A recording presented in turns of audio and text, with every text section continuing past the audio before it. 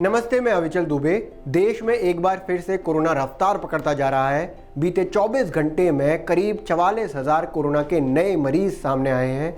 ये आंकड़ा इसलिए चौंकाने वाला है क्योंकि ऐसा 115 दिन बाद हुआ है, यानी कि 4 महीने बाद कोरोना के इतने ज़्यादा मरीज देश में देखने को मिले हैं। इससे पहले 25 नवंबर को 44,899 कोरोना के मरीज आए थे और अब बीते 24 घंटे में 20 मार्च का अगर आंकड़ा देखें तो 43,815 नए कोरोना के केसेस सामने आए हैं। साथ ही 24 घंटे में 196 लोगों की मौत भी हो गई। देश में कोरोना की वजह से सबसे ज्यादा हालत खराब महाराष्ट्र की है। महाराष्ट्र में बीते 24 घंटे में 27,000 से ज्यादा कोरोना के केसेस सामने आए और 92 लोगों की मौत हो गई।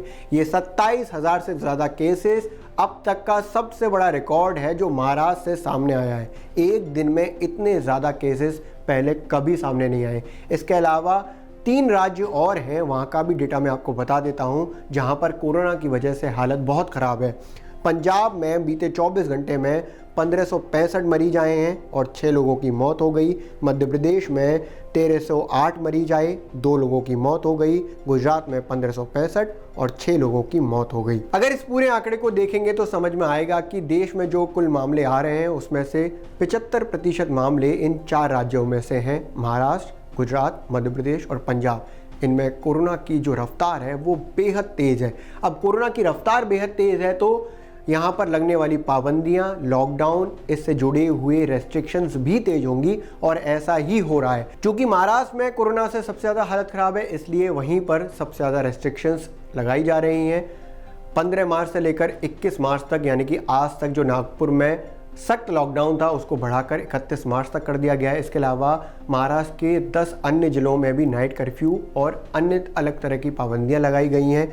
साथ ही मुंबई में मॉल में आने वाले लोगों की जांच कराना आवश्यक कर दिया गया है। महाराष्ट्र में किसी भी तरह के कार्यक्रमों को अभी मना कर दिया गया है। साथ ही जो निजी दफ्तर हैं वहां पर 50% लोगों को आने के लिए कहा गया है। इसके साथ ही पुणे, नागपुर, मुंबई, ठाणे, नासिक, ये ऐसे 5 ज़िले हैं जहां पर सर्वाधिक हालत ख़राब है।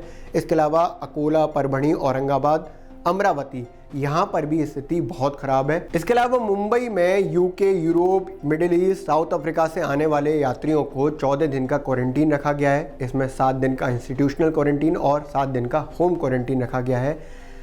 इसमें एक सुविधा ये की गई है कि 65 साल से ज़्यादा उम्र के लोग, साथ ही गर्भवती महिलाओं के लिए इंस्टीट्यूशनल क्वारंटीन को ऑफ कर दिया गया है। इसके अलावा अगर दूसरे राज्यों की बात करें तो सबसे पहले मध्य प्रदेश पे आते हैं। मध्य प्रदेश के 3 जिलों में, भोपाल, जबलपुर और इंदौर में अभी लॉकडाउन जारी है। ये लॉकडाउन शनिवार रात 10 बजे किया गया था, जिसे सोमवार सुबह 6 बजे तक किया जाएगा, यानी कि 32 घंटे का टोटल लॉकडाउन इन 3 जिलों में, 3 शहरों में, भोपाल, इंदौर, जबलपुर में लगाया गया है। इमरजेंसी सेवाएं चालू रहेंगी।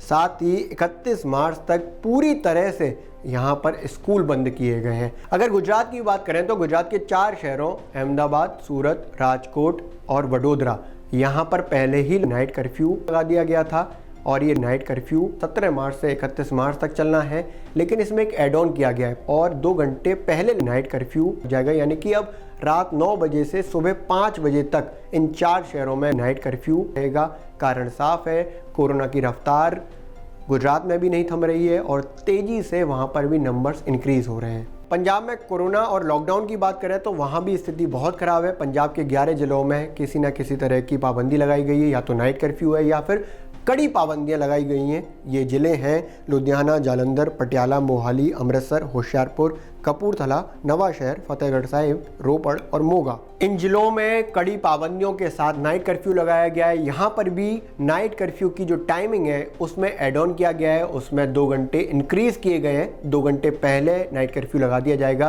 पहले जो 11 बजे रात में नाइट कर्फ्यू लगना था वो अब 31 मार्च तक 9 बजे से लग जाएगा और सुबह 6 बजे तक जारी रहेगा। इसके साथ ही शादी के कार्यक्रमों में 50 और अंतिम संस्कार में 20 से ज़्यादा लोगों को जाने की अनुमति नहीं है।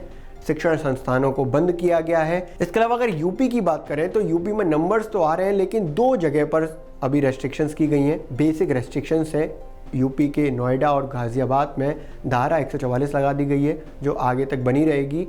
कारण साफ है कि किसी भी तरह से लोग इकट्ठे ना हों और कोरोना को बढ़ावा ना मिल सके। साथ ही अगर दिल्ली की बात करें तो दिल्ली में भी कोरोना के नंबर्स लगातार बढ़ रहे हैं। बीते 24 घंटे में जो दिल्ली में लेटेस्ट नंबर आए हैं वो 816 कोरोना के नंबर्स आए हैं। आप इसको कम नंबर्स इसलिए मत समझिए क्योंकि दिल्ली वो शहर था जहां पर एक तरह से कोरोना पर रोक लगाने में काफ़ी ज़्यादा सफलता मिली थी।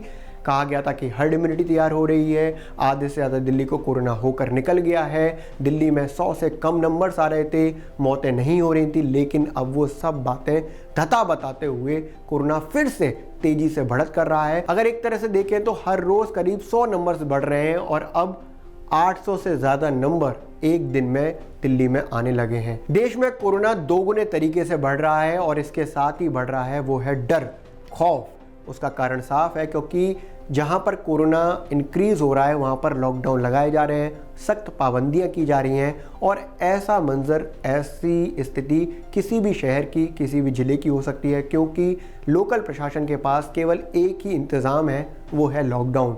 हालांकि अगर हम अपनी तरफ से चाहें तो कोरोना को रोक लगाने में काफ़ी योगदान दे सकते हैं। उसके लिए ज़रूरी है कि हम अपना गैर जिम्मेदाराना बिहेवियर ख़त्म करें और जहां पर ज़रूरत है वहां पर हर तरीके से, हर संभव प्रयासों में सोशल डिस्टेंसिंग करें, सैनिटाइजेशन करें और मास्क ज़रूर लगाएं। हमारा ऐसा करना इसलिए ज़रूरी है क्योंकि साइंस में एक बात कही जाती है, prevention is better than cure. बाद में इलाज करने से बेहतर है पहले से सुरक्षा इंतज़ाम किए जाएं।